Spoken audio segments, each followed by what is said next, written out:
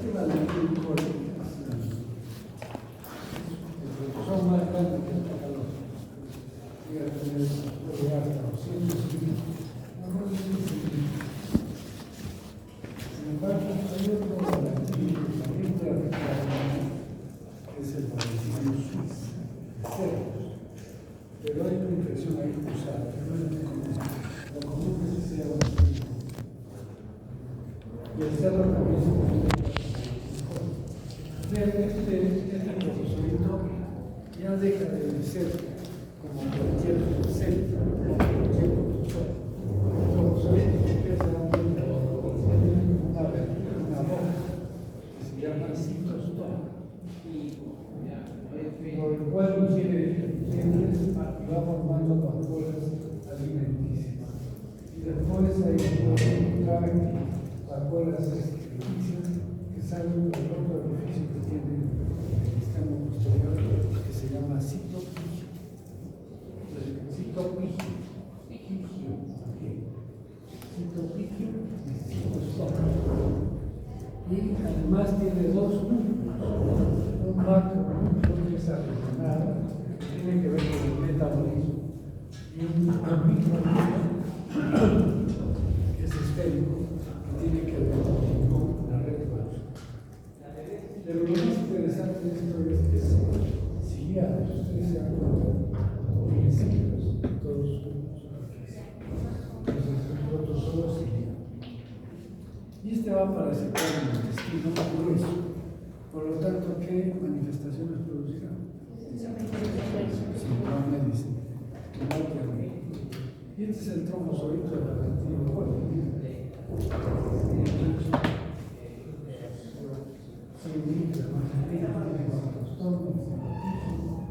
Y acá hay el núcleo, no se ve a veces, hay que colorear.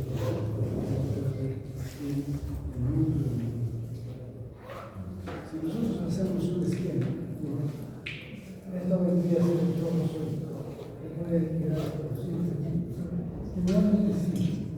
Y tiene cilios, tiene el citostoma, el citopigio está acá, una mezcla de marca número y número de contraste, y el quiste es más pequeño, 60, 70, y la envoltura quística, ustedes pueden comprender de signos. Es que es un punto solito que se quista. Por eso tiene más minutos, las polas, y los signos están por debajo de la pared.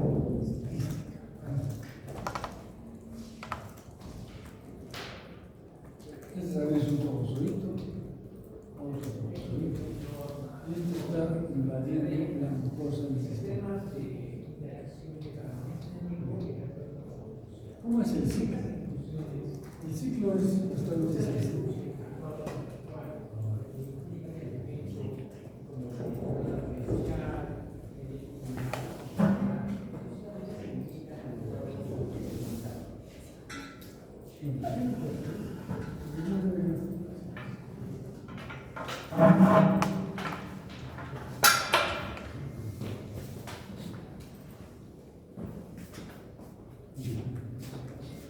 Entonces,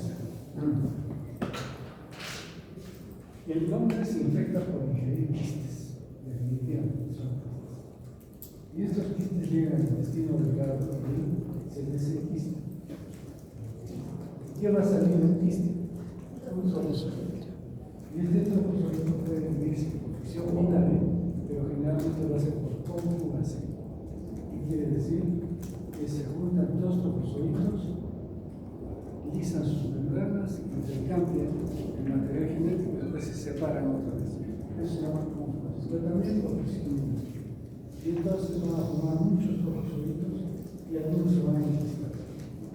Entonces, cuando la persona elimina sus heces, va a haber quistes, pero también puede haber trombozoitos.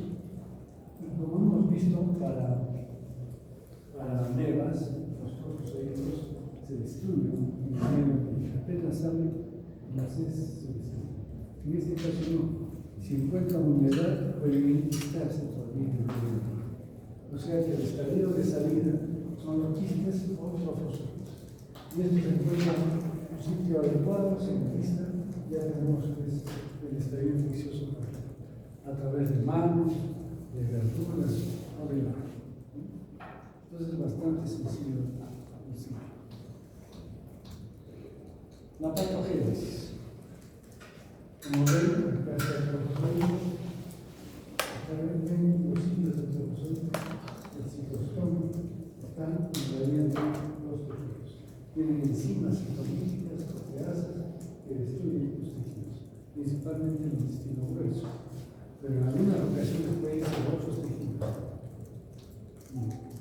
Entonces lo que va a producir es inflamación debido a la invasión enzimática por destrucción celular. Y va a producir úlceras totalmente irregulares que forman microbios. Pero lo característico es úlceras parcelares.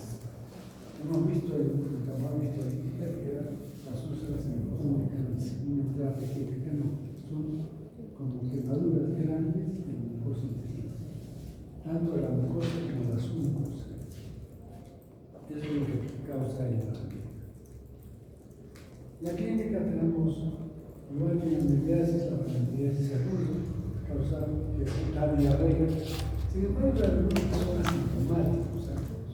Hemos encontrado en exámenes en encuestas parasitológicas, encontrado pacientes de Palantir, pero otros sí tienen diarrea y otros llegan a ser sintomáticos. Y hay valentías crónicas igual que en amibiasis, dolor abdominal, diarrea con es raro, pero se puede. Y finalmente hay complicaciones. Puede atacar el apéndice y producir apendicitis. Y pueden invadir a otros órganos. Ahí está escrito por una tesis, un caso de un alcohólico abandonado, grosero, que llega al hospital en estado grave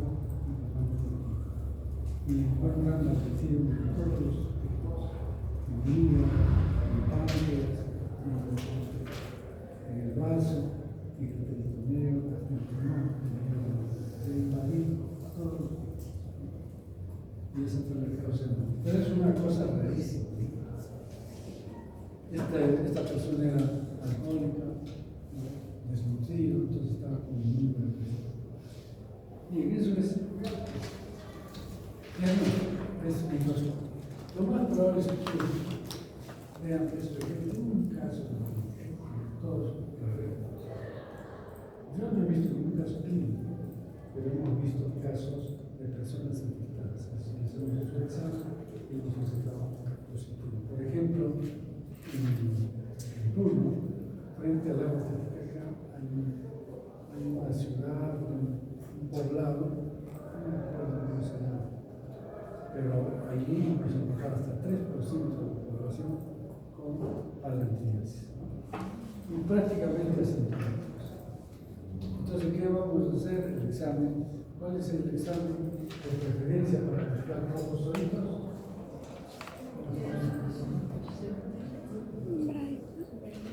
Método de Berman, bueno, es el que les enseñamos codificado, pero el Berman permite encontrar trofosoritos. Es fácil encontrar los trofosoritos con Berman. Pero si es quistes, entiendo. La endoscopía es buena también porque permite ver las lesiones parcelares y también hacer biopsias. Y en la biopsia vamos a encontrar los trofosoritos de Balantin, que son muy grandes, fáciles de ver. En cuanto a la epidemiología, ya sabemos que se requiere por comer agua con verduras contaminadas. Y hay otro problema, que en muchos de los pacientes que tienen balantiasis se encuentran el antecedente de trabajar con cerdos.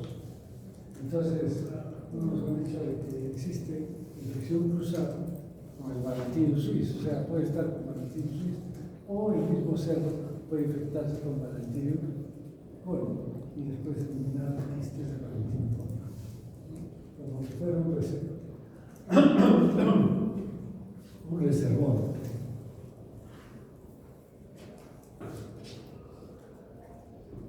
Y lógicamente las aguas contaminadas. Para el controlar el fecalismo y la crianza de cerdos tiene que ser lo más adecuada posible y alejadas del agua. Entonces, para prevenir esta enfermedad, ¿qué tenemos que hacer? Siempre tomar agua allí, lavar las verduras, lavarse las manos y tener cuidado, usar medidas de protección cuando se trabaja con heces de cerdo o secos. Bien, el tratamiento cambia un poco de los otros protozoos.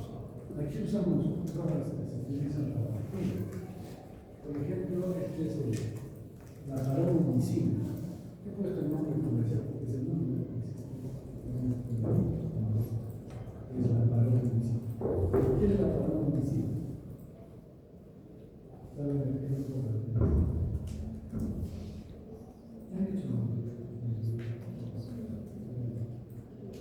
Entonces, esto pertenece a los aminoglucósidos. Los aminoglucósidos como la gentamicina, ¿no? Estos son antibióticos que no se absorben en el intestino. Por eso se usa gentamicina porque es el venenoso. Pero entonces, después usamos esto porque va a actuar justamente en el intestino. No requiere ingresar simplemente actúa aquí tenemos es el lunatina para la medicina.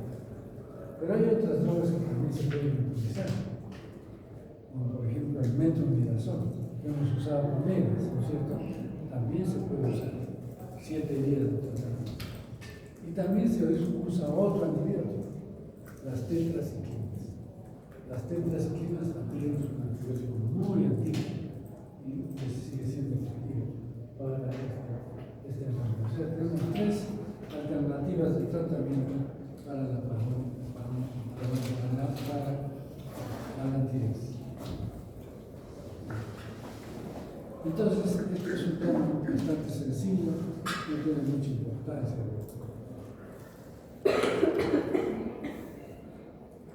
Y que vamos a ver si es una buena importancia.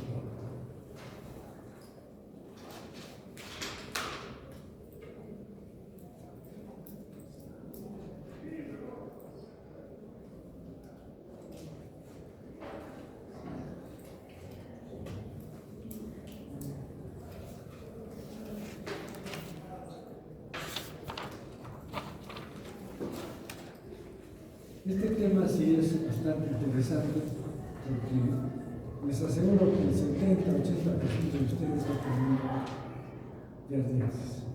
Todos los niños prácticamente se infectan, tienen alta posibilidad de infectar. Entonces, ¿qué es la diarresis? Es una parasitosis del intestino delgado. ¿Quién la causa? La giardia, que es, ya no tiene signos. ¿Qué tiene? Flagelos, eso es flagelo. Entonces la giardia es una parasitosis. ¿Qué quiere decir? Igual que enterobios, que se transmite rápidamente en lugares donde hay hacinamiento, donde hay pobreza, mala higiene y sobre todo en niños. Entonces eso es lo que vamos a ver en esta parasitosis. Pero esta se localiza en el intestino delgado. El nombre de este protozoo es Giardia intestinalis o Giardia lamblia. También le dicen Giardia duodenalis. Antiguamente se conocía como Giardia lamblia, ¿no? Debido al apellido del investigador que lo identificó. Después ha cambiado y más se usa Giardia intestinalis. Y es manifestada por un síndrome de mala absorción. Bien, esta es la giardia intestinal. Este será, ¿qué cosa? Aquí está el trofozoide. Trofozoide, se está moviendo, ¿cierto? Y los muestro porque saben que, primero para ver algunas de sus estructuras. Hay acá una especie de bordera, ese es el disco sudorío. disco a manera de entos. Tiene también los flagelos. Tiene dos números.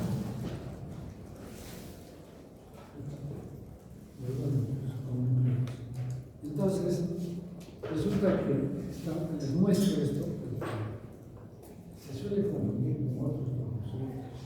Hay un protozoide que pertenece al grupo de retortomonas.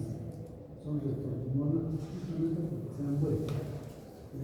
Se dan su movimiento en movimientos giratorios.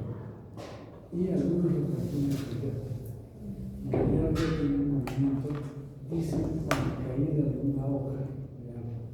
Que cae, entonces es así. Ese es el movimiento que tiene el río. Y hay que diferenciarlo. Entonces la recomendación para ustedes es que si tienen un examen de esas y las situaciones de normal, es difícil que encuentren todos los sueltos. Y si les informan un poco los oídos, lo más probable es que sea retortamonas o otros flagelados que están en. Porque la diarrea solo se encuentra en pacientes con diarrea aguda, porque después vamos a encontrar quistes. Entonces los trofozoitos son, y no siempre se encuentran, son cuando hay diarrea aguda y sobre todo en niños que digamos que el intestino es más pequeño que el adulto.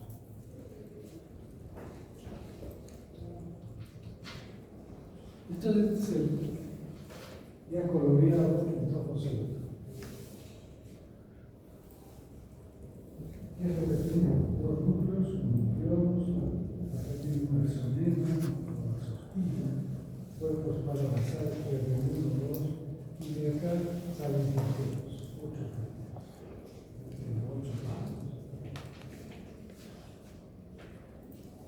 Entonces acá podemos ver dos núcleos, un nucleolus, el exonema, el blefaroplastos, y el exonema o sospillas. El blefaroplastos es donde salen los flagelos. Estos son cuerpos parabasales y tiene forma de pera. Mientras que el quiste tiene 10 micras más o menos, es más grande que 14 micras. Y este es el micras tiene 4 núcleos de la sospilla, los cuerpos parabasales y veces restos de bacterias. Entonces, pero lo característico de los quistes de diarrea es que tienen una refringencia muy marcada. Entonces, si ustedes mueven un instrumento, adelante, es fácil de identificarlos.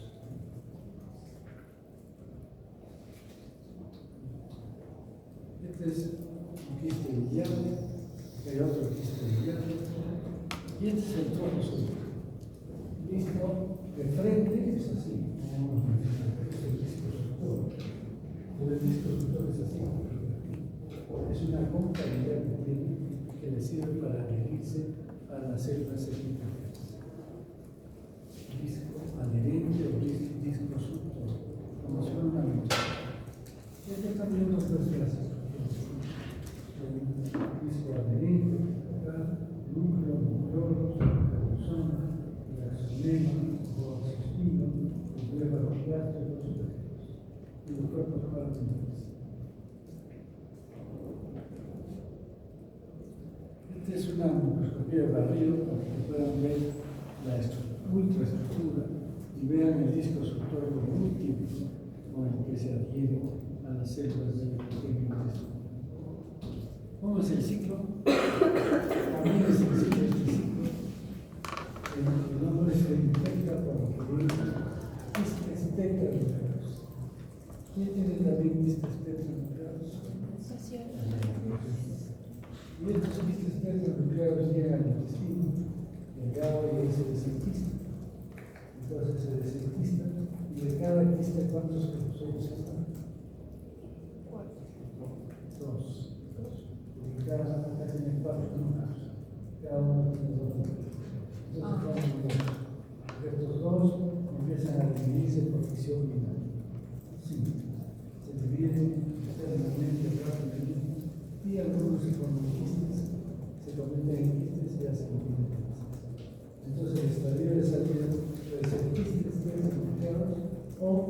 trofozoides. Pero estos trofozoides rápidamente no sobreviven, se destruyen, a diferencia de la vida. Entonces el único que va a transmitirse es el virus, a través de las verduras, de las manos. La patogénesis. ¿En qué consiste la patogénesis?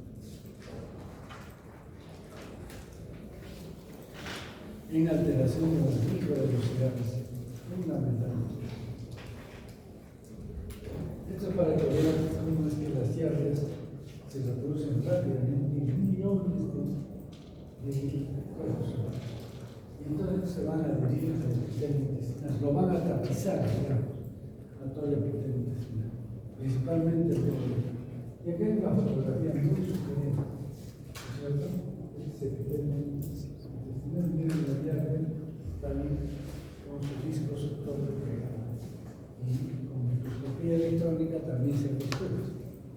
Y para cambiar el epitelio intestinal, deja estar pegado. Entonces, eso es lo que produce. Entonces, ¿cuál daño será el que produce? Es un daño mecánico, tipo barrera. Quiere decir que se pega a la mucosa y impide la absorción de nutrientes. Entonces, es lo que vamos a hacer. Y miren ahí cómo las llaves están acá, ¿no? Para pegarse al epitelio intestinal. Y si vemos más, acá hay más llaves. Entonces, todo la mucosa intestinal va a haber gran cantidad de llaves. Por un buen tiempo ha sido así reconocida la llave, como con daño mecánico, punto. Sin embargo, comenzó a verse que estos pacientes ya se encontraban, sí, una radiografía de intestino, en esa época no había. Entonces, haciendo esta radiografía de contraste del intestino, de pacientes se encontraban estos procesos que denotan inflamación. O sea que hay un proceso inflamatorio. Entonces ya tenemos dos daños, ¿no es cierto? El daño mecánico y el daño inflamatorio. ¿Por qué decían que se producía este daño inflamatorio? Porque como está pegado, es como que uno se pone un esparadrapo en la piel y al poco tiempo va hacia el circuito. Entonces, ese es el tema que se considera daño mecánico y daño inflamatorio. Punto. Cuando aparece la endoscopía, y se hace, miren la cantidad de llaves que se pueden tapar, se reproducen rápidamente. Y entonces se empiezan a hacer las endoscopías y se hace biopsia intestinal.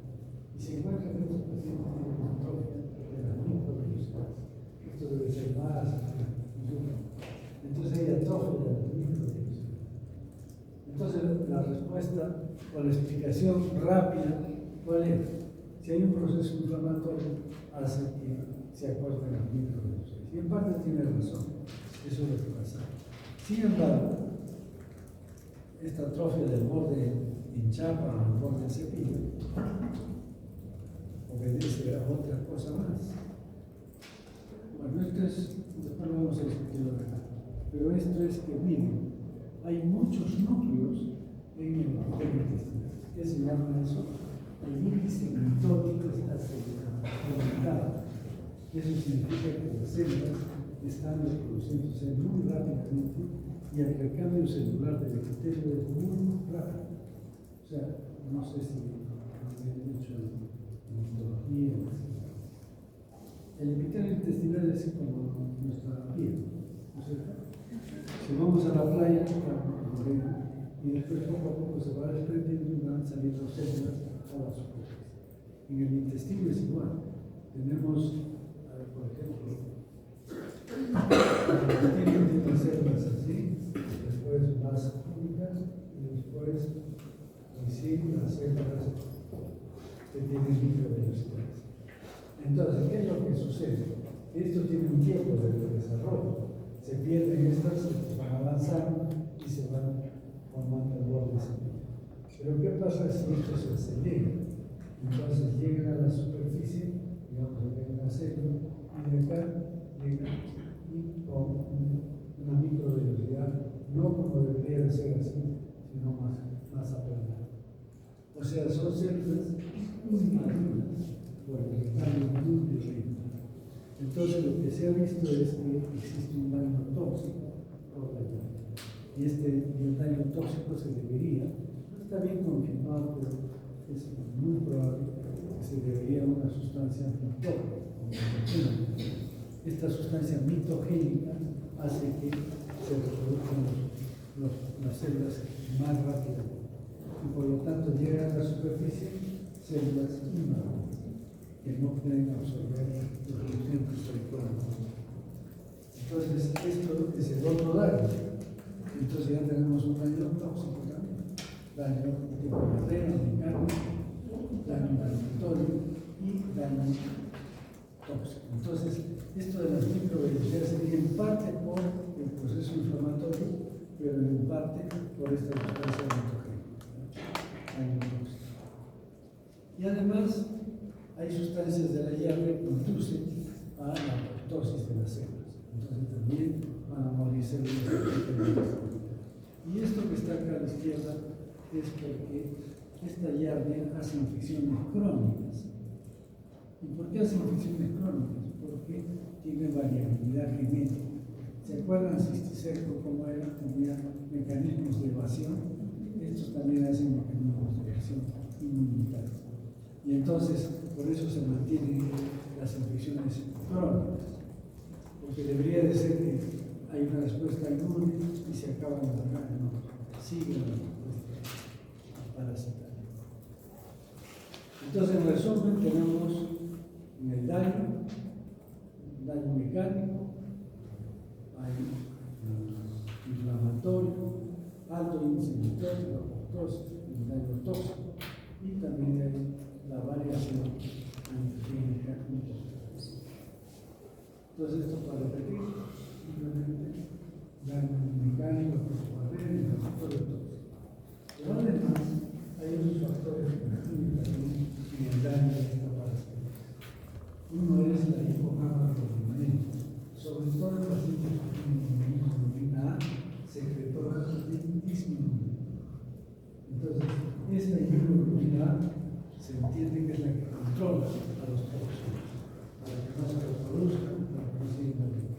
Pero si tienen deficiencia de hemoglobina A secretora, el parásito va a funcionar más rápido para los demás. Y la otra es la hipocloridemia. La hipocloridemia hace que los quistes pasen al estómago fácilmente, no se destruyen, pasan al intestino. Ahora, también se ha encontrado que los pacientes con grupo sanguíneo A pueden ser más susceptibles a ello. No se sabe exactamente, probablemente por la hipocloridemia, porque el grupo sanguíneo A también está asociado al cáncer de hígado. ¿Quién tiene grupo sanguíneo A? ¿No? ¿Nada más? ¿Quién más tiene grupo sanguíneo A? Somos dos. Entonces, estamos el factor de riesgo para tener diabetes, cáncer gástrico. Bueno, entonces estos son los factores de riesgo. ¿Cómo es el cuadro clínico de la diabetes segura? Dolor abdominal, diarrea, flatulencia, infección esteatorrea, finalmente síntomas de mala absorción. En niños lactantes, las evoluciones suelen ser pastosas. Pero un niño ya más necesito es diarrea acuosa. Mucho líquido. Y entonces lo puede deshidratar. Pero hay otras formas de presentación. Esto es lo mismo, ¿no? Y ese es en el 99% de los casos. Diarrea, dolor abdominal, flatulencia, y síndrome de mala absorción. ¿Qué luego hace esto? Desnutrición. Los niños pueden producir desnutrición. Y finalmente, la diabetes crónica. Acá hay dos síntomas que suelen presentarse. Y esto en adultos, no en niños. En adultos se suele dar el síndrome pseudo-ulceroso, es decir, la presencia de dolor abdominal. El síndrome ulceroso es que el dolor abdominal tiene ritmo y periodicidad. ¿Qué quiere decir ritmo? Que en ciertas horas del día no dolor, ese dolor tipo fatiga. Generalmente en horas intermedias a los alimentos. 10 de la mañana y empieza el dolor. O 4 de la tarde, 5. Es diferente la gastritis. La gastritis 2 veces después de comer. Acá no. Cuando come están más tranquilos. Entonces los ulcerosos ya saben, antes tenían buscabas en la cocina un ulceroso y tienen otra pánica y grasa. Ahora que les recuerdo, milanta o antiácido, debe ser maligno, ¿no? Entonces, estos pacientes, además de eso, tienen esta enfermedad de dolor abdominal y que aparecen en ciertas épocas del año. Ya saben, llegan ciertos, por ejemplo, en Navidad ya están con síndrome ulceroso. Y entonces eso es así. Pero en invierno se da un síndrome pseudo-ulceroso, porque tiene ritmo, pero no tiene periodicidad. Es decir, da en horas intermedias de los alimentos, pero no desaparece hasta que no se da tratamiento. Entonces, en algunos pacientes se ve eso. No tienen diarrea, pero tienen este dolor, un síndrome pseudo-ulceroso.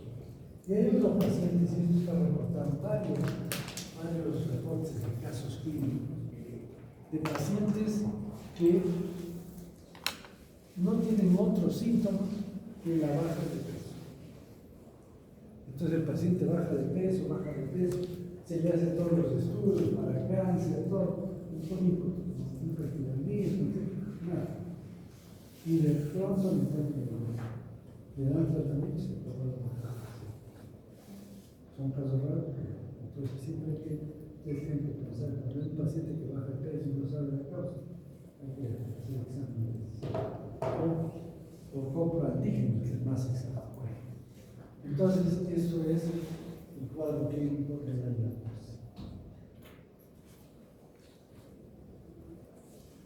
¿Cómo se hace el diagnóstico? Examen directo de esas alturas. Hacemos un examen de esas al fresco. ¿Qué vamos a ver? Lo mismo que hemos visto al inicio, los trofos sólidos, pero a veces acompañados de quistes. Acá puede haber quistes en el examen. Quistes o trofos sólidos. Si quiero concentrar los trofos sólidos, ¿qué hago? Se toca los trofos sólidos. El entero es una buena técnica, pero cada vez se usa menos. Porque ahora la endoscopía es más fácil de hacer. Pero antes se usaba mucho más entero test. La endoscopía sí es importante. La endoscopía sirve para dar cosas. Primero, diríamos tres. Primero, para descartar una úlcera péptica, o sea, hacer el diagnóstico diferencial. ¿Qué más? Hacer un barrido duro de glándula. Tiene una especie de escobillita en el endoscopio que barre, limpia y eso se colecta, se aspira y se examina. Eso está full de trofosólitos, cantidad de trofosólitos. ¿Y para qué más sirve? Para hacer la biopsia. Y en la biopsia se pueden encontrar llaves pegadas. Hubo unas radiografías de microscopía electrónica,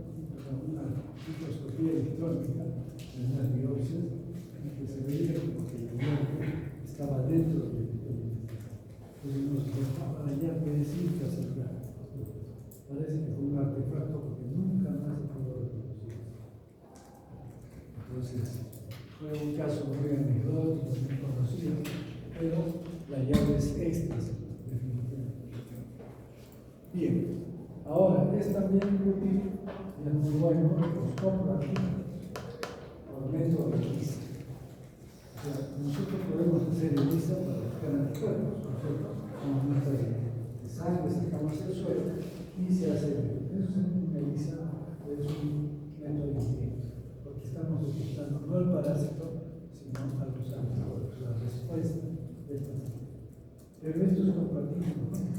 una ELISA al revés. Tiene pegados en el cosito los anticuerpos monoclonales. Ponemos heces diluidas y con suelo fisiológico. ¿Y qué es lo que va a hacer? Va a reaccionar el anticuerpo monoclonal con los antígenos que están en las heces. ¿De dónde han salido los antígenos? Se desprenden de los cromosomas. Y entonces es una buena técnica para hacer diagnósticos. El Telemann, ¿para qué nos sirve? Para los pacientes. Un PCR, porque está todavía en experimentación, para investigación. El día que algún innovador, ustedes podrían ser ustedes, desarrolle un PCR que sea fácil, rápido y barato, se gana un premio, porque eso va a servir para el diagnóstico de todas las enfermedades. Lo que pasa es que ahora es muy complicado, se suele contaminar la muestra, etc. Entonces, necesita equipos y además de acá. Entonces, más para la investigación que para el diagnóstico. Bien, y el método de ELISA no sirve para zonas endémicas. ¿Por qué? Porque casi todos tienen cirugía posible. Si yo les hago a ustedes, 60% tienen anticuerpos contra esas células. El diagnóstico entonces del entero T se puede hacer. El entero T es más efectivo, más sensible que el examen de heces. La endoscopía y el examen y la epidemiología. Acá está lo que les estoy diciendo. En Costa y Sierra se ha hecho una infinidad de trabajos. Y se encuentra entre el 10 y el 25% de personas infectadas. O sea, con quistes diarios. Y en países, en selva, y en países desarrollados, puede haber entre esas situaciones. En Estados Unidos, aproximadamente el 4% de la población tiene ya.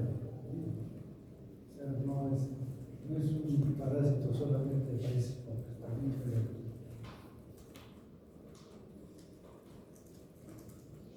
De hecho, lo que se encontró en Estados Unidos era que la gente que iba al campo, como ustedes saben, los americanos se dedican a trabajar. Pero el sábado y el domingo se acostumbran a irse al campo. Y después de 3 días que regresaban, dije, a ver, ¿y qué les encontraba? Quistes de hierro. Entonces decían, es el agua, ¿no? Le van a comprar agua del campo. No, decían,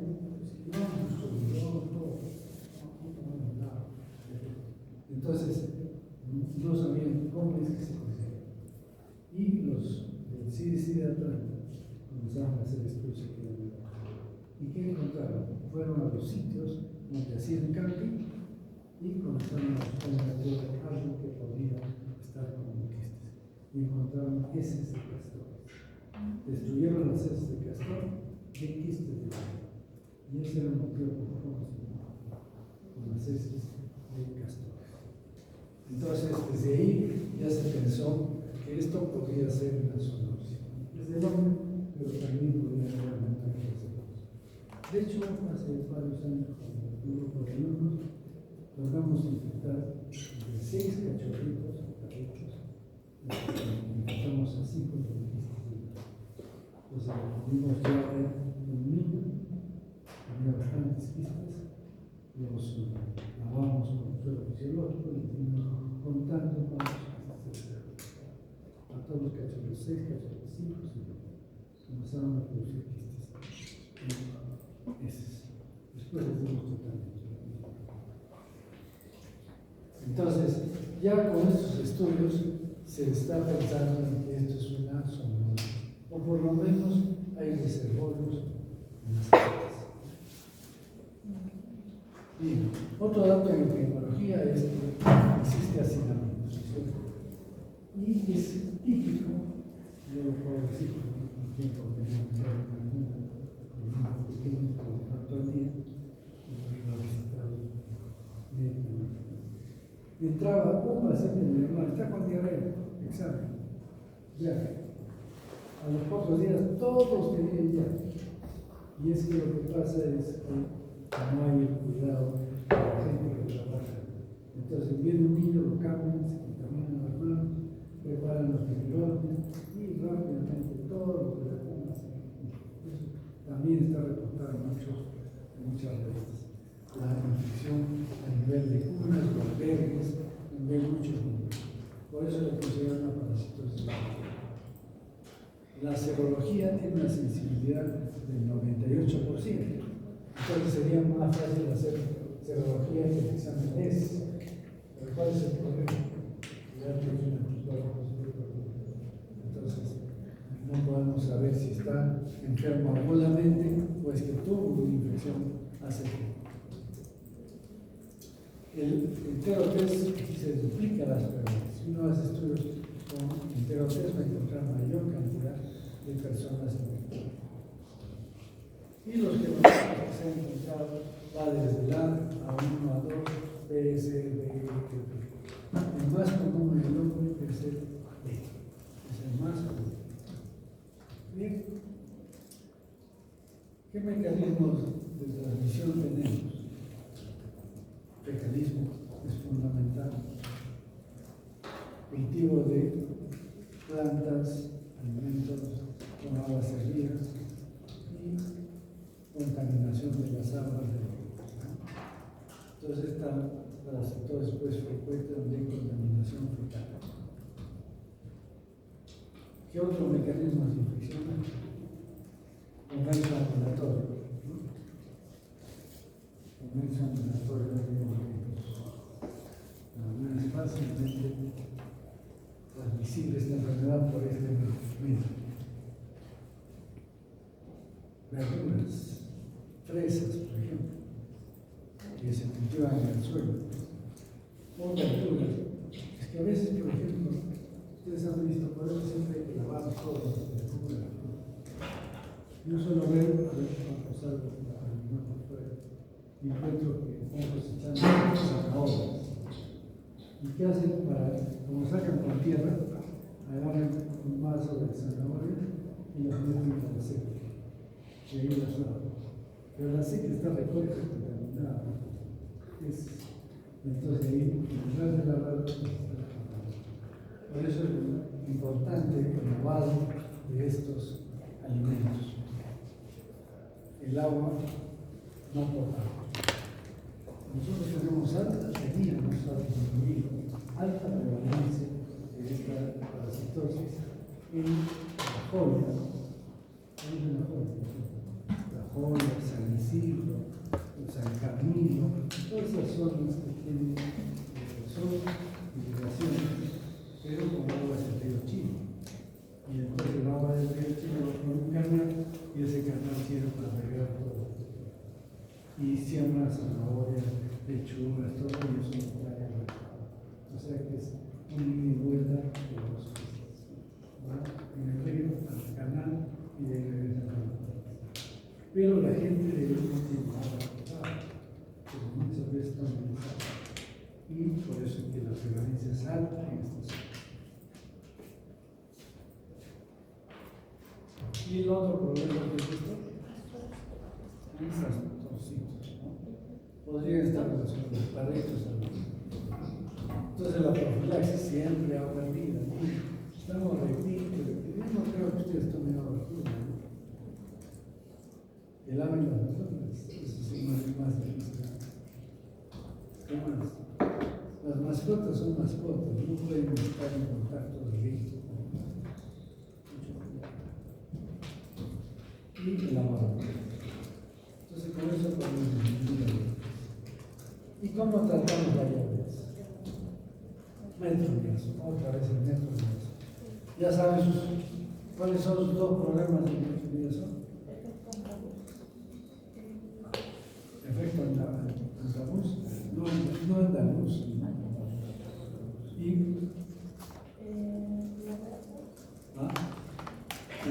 ¿la gastritis? Gastritis, puede producir gastritis. Entonces, si no hay eso, intimidación, estos van con una dosis única. Dosis única y se acabó el problema. ¿Cuál es el problema de ella? Que otra vez se va a reinfectar. Si no tomamos medidas de prevención de profilaxis, otra vez se va a reinfectar. Entonces hay que dar el tratamiento y además las medidas de prevención. Y esa es la llave. No sé si hay alguna pregunta.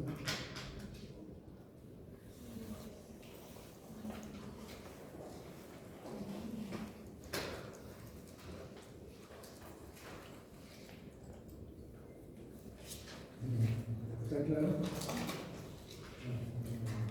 Vamos a ver ahora otra cosa más complicada.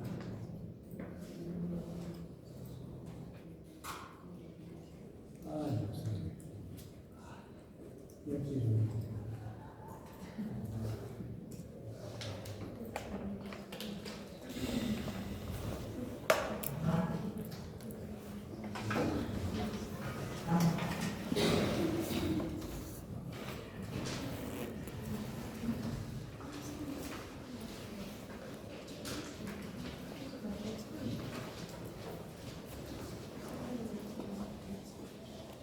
no se va, ¿no?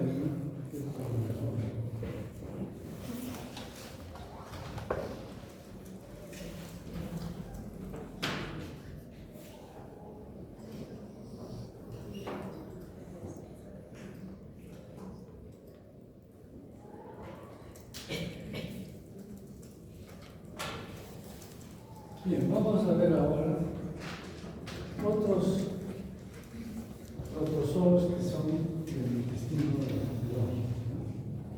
Se llaman coccidiosis intestinales. Acá quizás anticiparle algunas cosas. Primero, antes no estudiamos.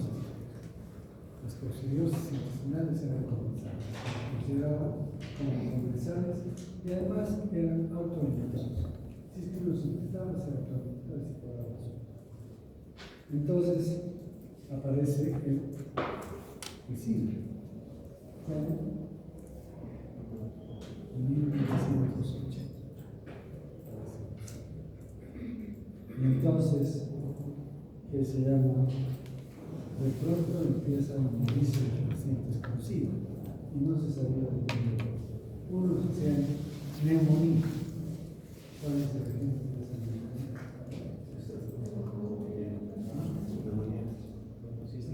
Neumocitis. Eso es lo que mataban a los pacientes. Y diarrea, otro morían por diarrea. ¿Y quién causaba la diarrea? Criptos. Y criptosporidios es una infección. Entonces, por eso se nos estudia.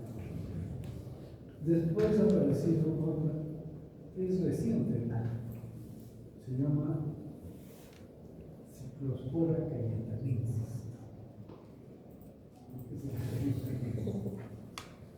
Porque una bióloga de mi pareja, un neurocirujano, doctor Ortega, se fue a hacer su maestría acreditada en Medellín y encontró unos artículos sobre ciclospora. Cuando estudió la ciclospora que teníamos, desarrolló todo el ciclo de esta cocina y le puso el nombre de Cyclospora cayetanensis. Y de ahí se llevaron a Estados Unidos. Entonces, esta ciclospora ha tenido una publicación en revista científica muy conocida. ¿Por qué? Porque se hizo todo el estudio epidemiológico. Resulta que en Los Ángeles, Estados Unidos, se invita a los anestesiólogos a una reunión de presentación de un nuevo anestesio. Y entonces los invitan a casi todos los anestesiólogos, excepto los que están de guardia, a un hotel 5 estrellas y les hacen la presentación de anestesias. Termina esto en una gran cena. Y entonces, eso fue un viernes, el lunes no había anestesiólogos en Los Ángeles. Todos estaban en el baño, con diarrea. Y no sabían cuál era la causa. Les hacían examen de ese, no encontraban nada contigo, nada, entonces ya estaban desesperados, ¿no? Y dentro de estos anestesiólogos había uno, pues su esposo era doctor Joaquín, y dijo, no, yo tengo que saber qué es lo que me pasa, no puede ser. Y le aplicó muchas veces todas las baterías habidas, todas negativas, excepto que pone una muestra de heces al fresco y la ve en un microscopio de flujo y ve unas bolitas fluorescentes. Y entonces revisa la radiografía y llega a ser. Entonces se hace el estudio epidemiológico, si se encarga de esto, hacen encuesta a todos los enfermos. ¿Y quiénes son los que habían enfermado? Todos los que habían comido una fresa en el pastel. Comieron fresa, trigo. Entonces fueron al hotel, le preguntaron al chef si había lavado bien las fresas. Y él les dijo con toda tranquilidad, las fresas no se lavan bien. Porque si las lavas bien, pierden la textura y pierden el encanto de la fresa. Y entonces averiguaron de dónde eran esas fresas, que se habían traído de Nicaragua, y ahí estaban cultivadas con aguas servidas. Esa es la historia de la destrucción, ¿no? Bien, entonces vamos a estudiarlas. Tienen ciclos complejos, pero vamos a tratar de hacerlo más didáctico posible. Y tienen que aprender estos ciclos porque son 4 cocidias que vamos a estudiar. Pero además, otra cocidia es malaria, que es la otra enfermedad, y toxoplasmosis, que también tienen los mismos ciclos. O sea que tenemos que saber estos ciclos para 6 países. Por lo tanto, no hay otro. Bien, entonces las cocidiosas pueden ser causadas desinfecciones del intestino delgado, caracterizadas por diarrea, causadas por unos procesos energéticos. ¿Por qué antes se introducía con cosas de ahí? Isofora belli es muy conocida, pero comienza a poner a usar Cryptosporin SP porque hay varias especies y que pueden estar en animales, roedores, incluso aves. Entonces, el Cryptosporin ha sido conocido más en medicina por los veterinarios, porque entraba el Cryptosporin en una granja de gallinas, por ejemplo, y las desaparecía. Basta que una gallina esté infectada, defecaba en el suelo, los otros picoteaban, se morían o los cules también. Entonces, en estas granjas suelen poner a la entrada del galpón donde ellos se saben, ponen una caja llena de caldo, ¿no? Para no tocarse. ¿Para qué? Para que tenga y se ir más de estos. La caja directa a los estudios. Pero eso es lo que son. Entonces, el polígono, si bien es cierto el nombre tiene, pero también puede tener otros animales. Ciclospora cayetalensis, que es el que hemos mencionado. Y Sarcositizón. Sarcositizón tiene una connotación diferente porque se puede comer carne de cerdo o de vaca infectada por las quistes de cerdo. Pero la insuficiencia ataca el intestino de la vaca. Pero este tiene 2 hospederos, uno definitivo y otro definitivo. ¿Y esto que están viendo ahí qué cosa es? Esto es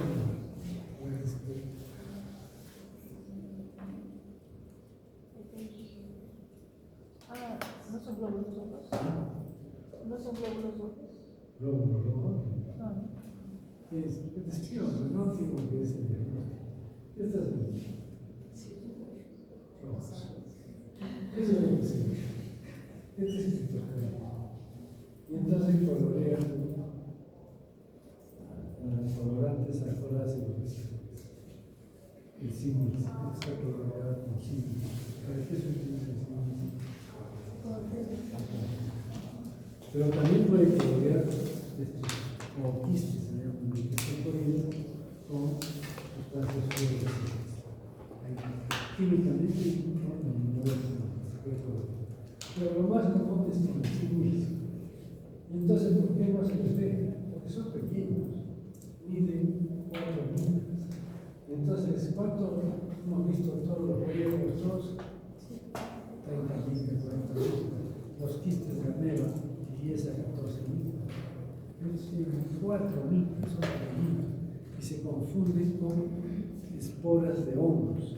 Entonces, nadie le da importancia. Por eso es que si ustedes quieren diagnosticar Cryptosporidium, no pueden pedir al laboratorio examen de SCBA. No lo van a ver. Tienen que pedir específicamente que hagan la búsqueda de Cryptosporidium y tratamiento de síndromes. Es un síndrome modificado, pero al final es un síndrome. Entonces, este es el Cryptosporidium, ¿no? Ahí está otro. Ciclospora que también se tiene, es más grande y tiene autofluorescencia, pero también colorea con síntesis. También colorea con síntesis. Isospora Bellin también colorea con síntesis, pero generalmente es más grande, que 20 micras, y en el interior suele haber un esporoblasto que hasta con 2, pero generalmente solo con 2 una estructura redonda. Esa es Isospora Bellin. Isospora Bellin sí se puede ver y distinguir hasta con los cuerpos. Cuando se ve bien, es fácil ver por el grano. Entonces, el Cryptosporidium hay dos tipos, el tipo 1 y 2. Esto es microscopía de Barilla. Esto es microscopía de Barilla. Y acá estamos viendo un nuevo quiste de Cryptosporidium y el interior de 4 esporos que son estructuras como plátanos pequeñitos. Entonces, esto es un nuevo quiste de Cryptosporidium con 4 esporos. Este es el Cryptosporidium. Este también es Cryptosporidium, pero con sustancias fluorescentes. Y estos esporos solitarios están dentro en esta forma. Ancha acá, está el núcleo, y en la parte de allá tiene una estructura que se llama conoide. Y el conoide sirve para penetrar las células, porque estos sí son intracelulares. Entonces, para hacer la partir de este conoide que tiene bronquias, que tiene dependencias, anillos cuadrados. Y este es ciclospora, perdón, Isospora Bellin.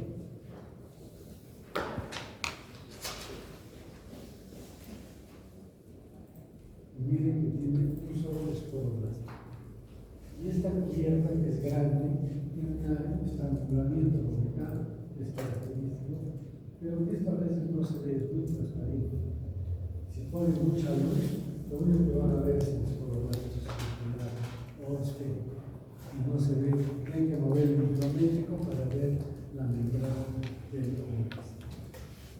Si lo ponemos en el medio ambiente, utilizamos un cromato de potasio, ese esporoblasto va a madurar y va a formar 2 esporoblastos al inicio y cada uno se rodea con una envoltura quística, entonces se llaman esporoblastos, se llaman esporoblastos. Y en el poro quístico aparecen 4 esporocitos. Cada uno. Esos son esos cuadros. Entonces acá podemos ver así más claro. ¿Qué tiene el quiste de Isospora Bellin? Un esporoblasto que se divide en 2 esporoblastos, sigue siendo un nuevo quiste maduro, pero después estos 2 esporoblastos se rodean de membrana quística, entonces ya no son esporoblastos, sino esporoblastos. Y en el interior son 4 esporocitos cada uno.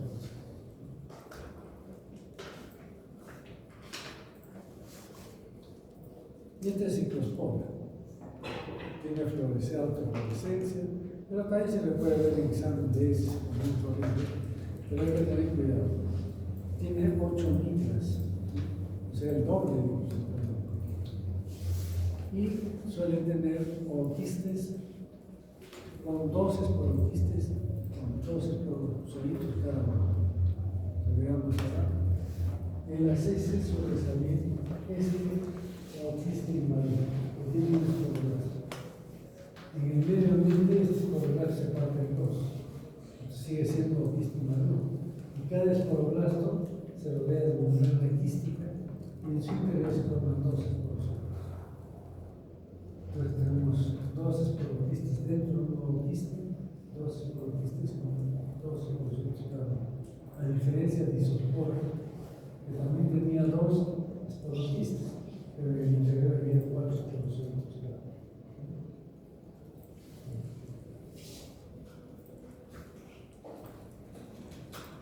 Y este es sarcoquistes, sarcocistes.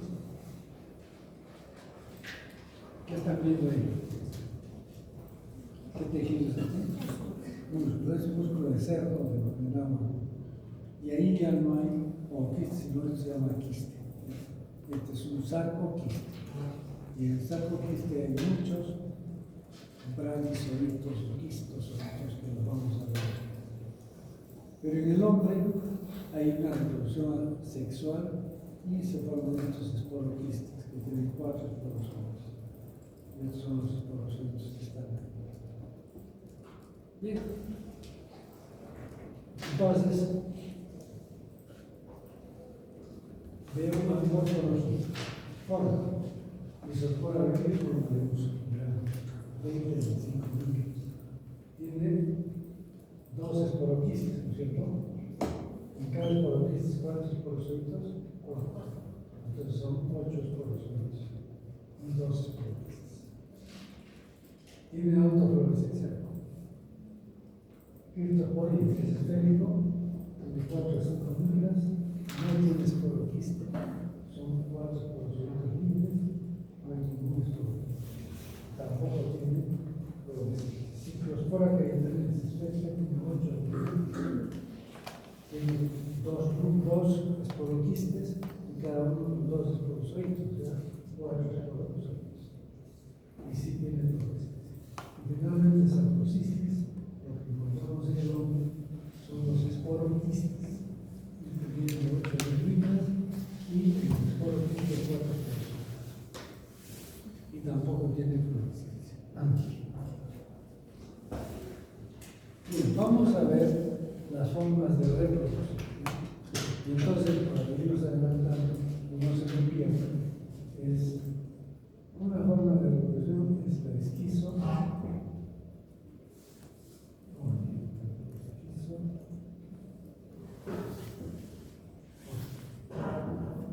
La otra es la gamito.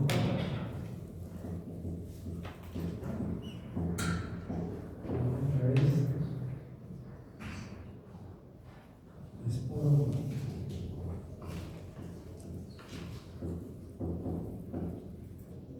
Y otra vez la endotelium.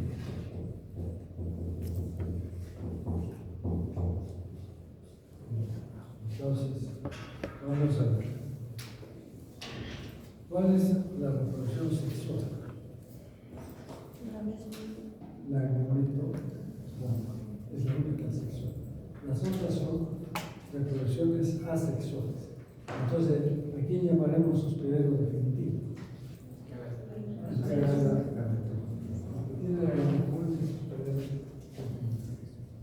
Entonces vamos a ver, vamos a escribir acá los productos de cada tipo de reproducción. Entonces el esquizo quiere decir timidez, por eso dice esquizofrénico. Entonces el esquizo va a dar origen a neurosolitos. Este es el producto del esquizoide, neurosolitos. De la gametogonia, ¿qué va a dar? El huevo o cigoto. Pero cuando se rodea de membrana quística un huevo, se llamará huevo es O, ¿no es cierto? O quística. Entonces, cuando se rodea de membrana quística, va a dar origen al O quística. La esporogonia, la membrana, va a dar esporoquistes, pero dentro de los esporoquistes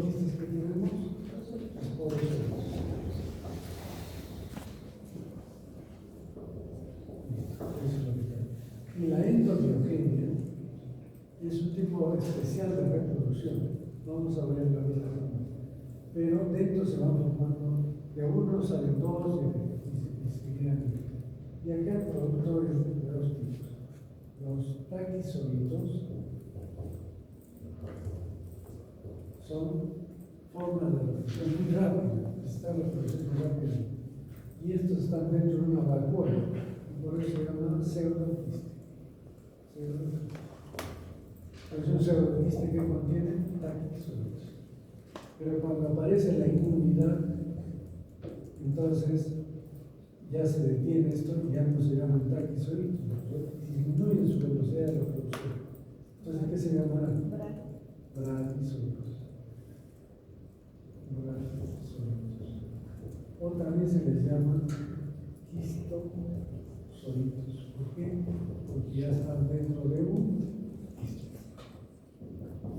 ¿Sí? Poco a poco, no se preocupen, vamos a ir lentamente. Entonces, ¿cómo es lo que sucede?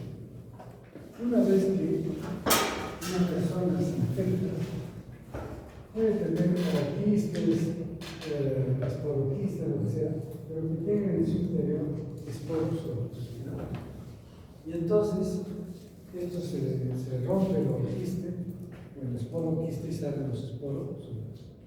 Entonces, ¿qué va a pasar con el esporozoide? Va a invadir la mucosa intestinal.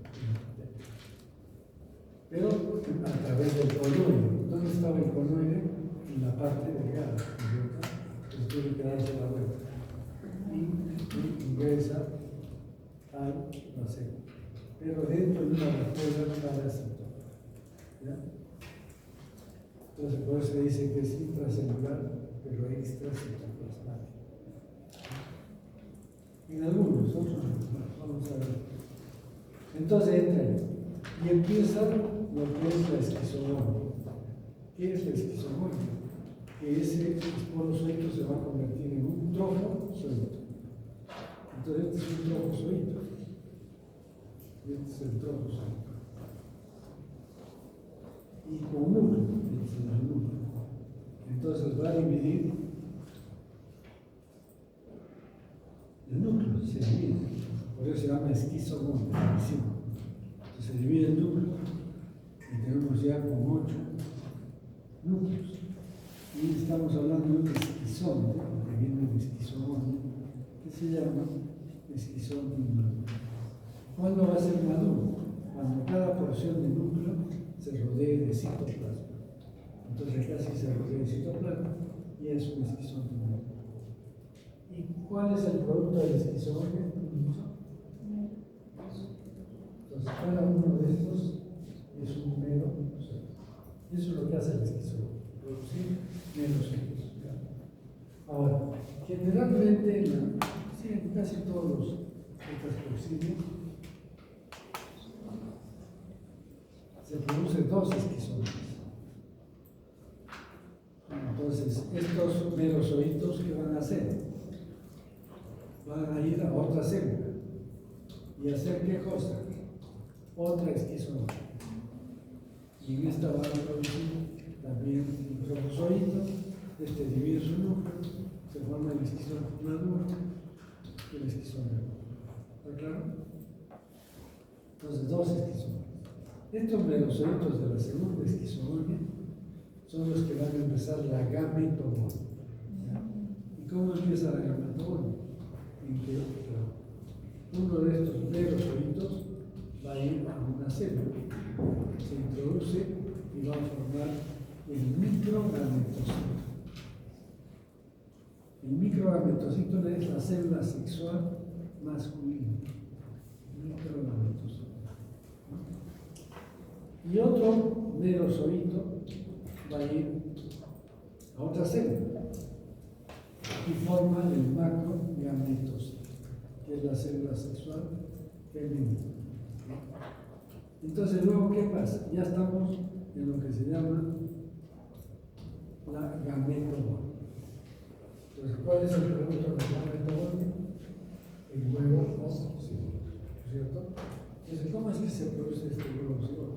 Tenemos microgametocito y el macrogametocito. ¿Qué pasa con el microgametocito? Divide su núcleo y va a formar varios microgametos. El microgametocito todavía no está en condiciones de fecundar un óvulo. Entonces tiene que formarse los microgametos. Y este macrogametocito, ¿qué hace? Crece un poco más y se convierte en el macrogameto. Y entonces uno de estos microgametos va a fecundar a un macrogameto. Y entonces, ¿qué se va a formar? El huevo o cigoto. Y este huevo cigoto sale de la célula y se convierte en que el huevo o cigoto se recubre de una membrana quística y hay un cigoto quístico inmaduro. ¿Listo? Entonces, eso es la gametología. ¿Y cómo es la esporogón? La esporogón es eso. Digamos que esto es de criptopoide. Esto se llama esporoblasto. O sea, lo quiste, en realidad, era un huevo cigoto. Ahora tiene una masa y eso se llama el esporoblasto. En el caso de criptopoide, este esporoblasto va a formar directamente 4 esporos dentro del quiste. Entonces esta masa se transforma en 4 esporoblastos. Entonces vamos a tener 4 esporoblastos libres o desnudos también deben ser dentro de un quiste. Pero en el caso de ciclospora no sucede eso, sino que este esporoblasto se va a dividir en 2 esporoblastos. Este sigue siendo un organismo maduro, pero con 2 esporoblastos. Y luego, ¿qué sucede? Cada esporoblasto se recubre de membrana quística y forma en el interior 2 esporocitos. Entonces, ¿qué se llama esto? Un ovoquiste maduro. ¿Y qué tiene en el interior? 2 esporoquistes. ¿Y qué tiene cada esporoquiste? 2 esporocitos. ¿Está claro? Y eso es para ciclos. Y para isospora B.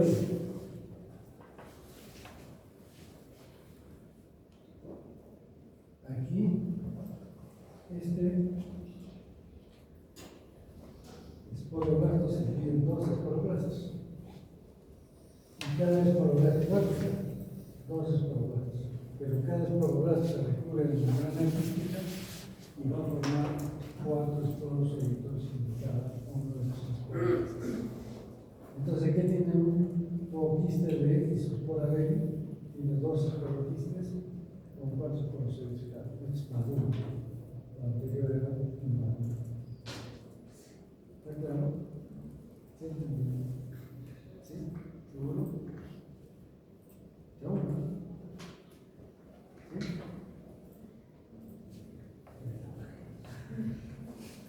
Entonces ya tenemos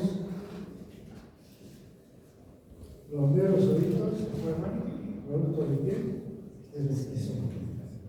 El huevo cigoto, producto de qué? De la gameto. Los esporoquistes son esporozoitos, producto de la esporo. ¿Sí? Y luego nos falta la endodiogenia. Esto es la endodiogenia. En la endodiogenia, ¿qué es lo que va a suceder? Un trofozoito empieza a dividir su núcleo. Y después se separa y va a formar todavía dentro de su estructura 2 elementos nuevos. Después se separa. Entonces ya tenemos 2 esporosolitos. A estos les llaman taquisolitos o platisolitos. Son solitos, todos son solitos. Bien. Entonces veamos cómo es el criptopoides. Cualquier pregunta, entonces, me interrumpen y me preguntan. Lo que no quede claro, me preguntan, me preguntan. Y acá se van a dar cuenta si quedó claro o no los signos.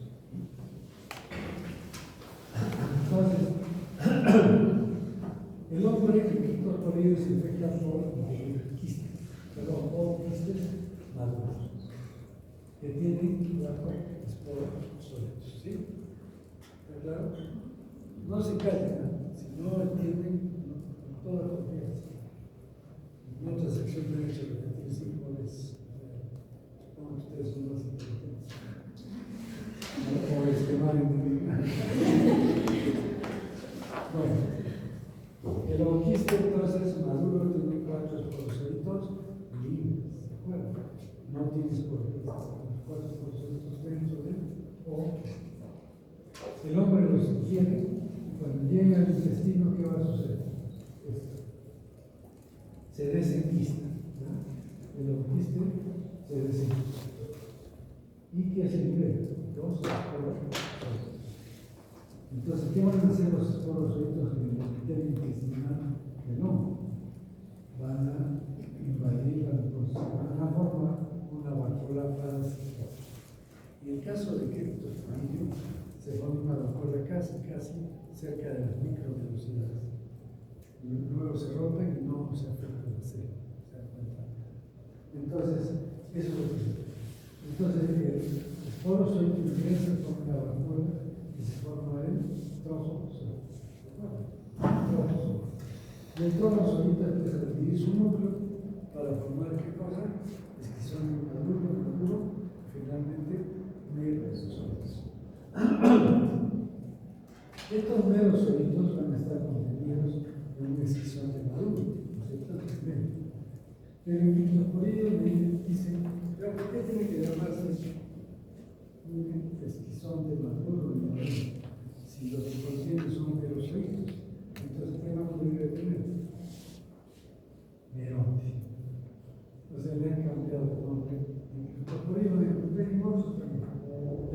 por en lugar de esquizonte, meronte. Pero es lo mismo. Entonces, la primera esquizogonia va a dar origen a 6 a 8 esporos con merozoitos. La primera esquizogonia, ¿se acuerdan? La división del núcleo y la formación de 6 a 8 merozoitos. Estos merozoitos rompen la vacuola y salen y buscan otras células. Pero en ese caso, acá está el meronte 1 con 6 a 8 merozoitos. Pero luego, estos merozoitos se liberan y dentro de una vacuola también van a formar otra esquizogonia. Y ahí el producto será la esquizogonia, el meronte 2. Meronte o esquizogonia 2. Que ya solamente tiene 4 merozoitos. Ahora, estos 4 merozoitos vuelven a ingresar a la célula. ¿Pero para qué? Para empezar la gametología. Entonces, 2 esquizogonias y después viene la gametología. Y entonces también lo hacen en vacuolas, hacen la gametología. ¿Qué significa la gametología? Se forman microgametocitos y macrogametocitos. El microgametocito forma varios microgametos y el macrogametocito crece y se convierte en macrogameto. Entonces, un microgameto termina en macrogameto. ¿Y qué es lo que se forma? El huevo óseo. Ahí se acabó la gametología. ¿No es cierto? El huevo óseo. Y entonces, ¿qué nos falta? Esporo. ¿Y qué significa el esporo? Que este huevo cigoto ya está con los característicos, pues se llama homoestimado, que tiene un esporoblasto. Y de ese esporoblasto se van a formar 4 esporocitos. No hay esporoblasto. ¿De acuerdo? 4 esporocitos. Pero aquí en Cryptosporidium es que se forman 2 tipos de orquistes malignos, con 4 esporocitos. Uno de pared delgada y otro de pared gruesa. El de pared gruesa tiene que salir necesariamente con las heces. No hay nada de residuos, todos salen con esto. Y los orquistes de pared delgada pueden salir con las heces, pero algunas veces se rompen en el intestino. Y si se rompen, ¿qué van a liberar? Yo tenía un orquista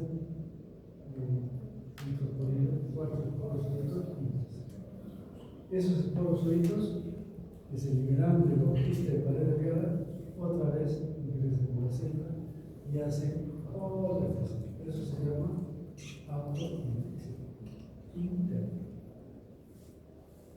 Por eso los pacientes con SIDA se morían, porque en un paciente normal se autolimita. Ya no hay esta autoinfección interna que aparece en un día. Mientras que en los pacientes inmunodeprimidos sigue la autoinfección. Pero también puede haber autoinfección externa. Si salen estos orquistes de pared gruesa por las heces, puede haber el ciclo angulante y se vuelven a infectar con orquistes de pared gruesa. O sea, el hombre se puede infectar con orquistes de pared delgada, como autoinfección, pero como orquistes de pared gruesa, autoinfección externa. O heteroinfección. La heteroinfección que la dan los orquistes de pared gruesa. Eso pasa entonces en criptoporina. Entonces, a ver, haciendo un resumen. En criptoporina hay dos tipos de orquistes: pared gruesa y pared delgada. El de pared gruesa es el estadio infeccioso, que llega al intestino, se libera de un orquiste de cuatro porocitos libres. Estos cuatro porocitos libres hacen un esquizoide para dar 6 a 8 melocitos. Otro esquizoide, 4 melocitos. Y estos melocitos que empiezan, la carne total. Macro, microgametiocito, macrogamento y microgamentos muchos y forman el huevo. Y finalmente, estos huevos se rodean de una membrana quística y empieza la formación de esporozoitos en sus cuerpos. ¿Listo? Entonces, eso pasa en el criptoporina.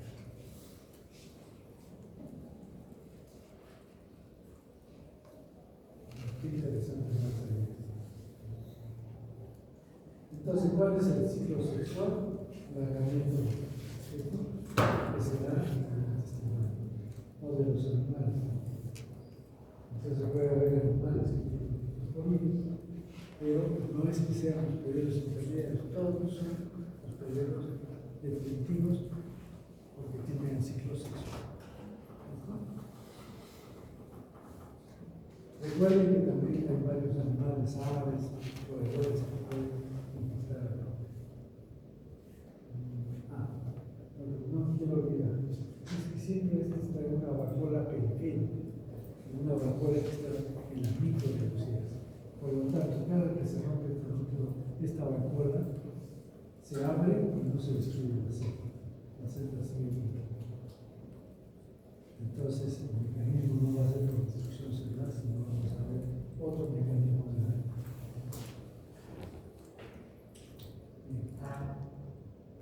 ¿Qué pasa con isospora? Isospora B. En el caso de isospora B,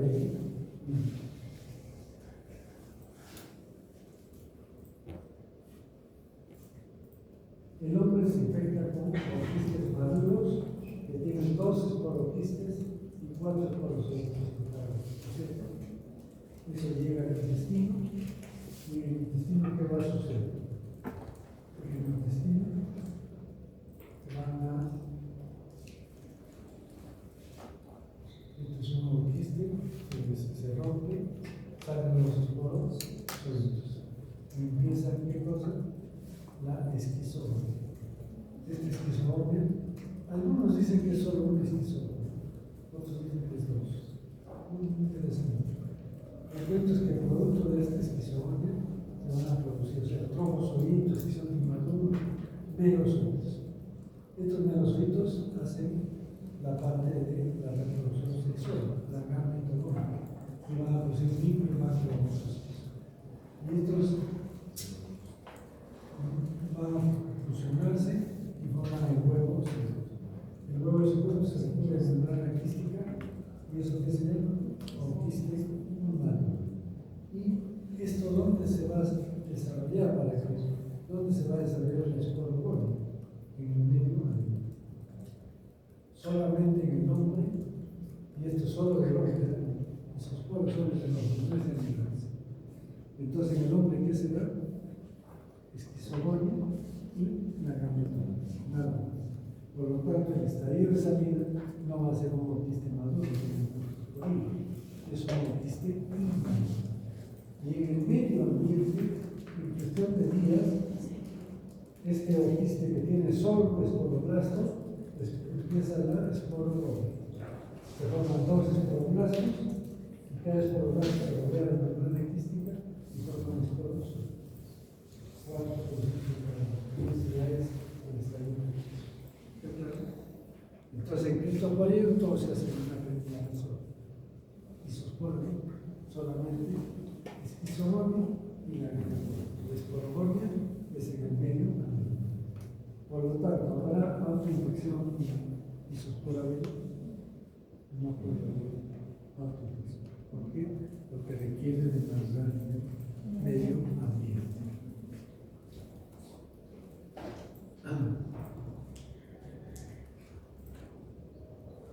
Y ciclospor es parecido a disipor. ¿Qué es lo que pasa? Es un autista maduro que tiene dos esporoquistas con dos esporocitos. Ingresan al aparato digestivo y ¿qué es lo que va a suceder? El aparato digestivo se desenquista y se liberan los esporos sueltos. Estos esporos sueltos hacen una reproducción asexual y la unión de uno. Otra reproducción asexual es esquizogonia. Entonces hay una esquizogonia 1 que da el melón de 2. Y otra segunda esquizogonia da el melón de 2. Y de este melón de 2 sale ya la reproducción sexual. Micromacroletocito, huevo, cocino. Este huevo cigoto se recubre en la membrana quística que se produce un autista inmaduro como un esponjoso. Y ese sale con las heces. Entonces en las heces sale un autista con un esponjoso.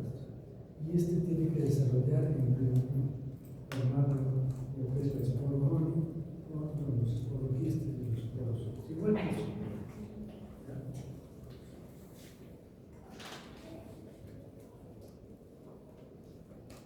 Y esto es sarcocistis. En el caso de sarcocistis, bueno, acá nos quedamos. ¿Sí? No ya nos confundimos. ¿Cuándo damos clases?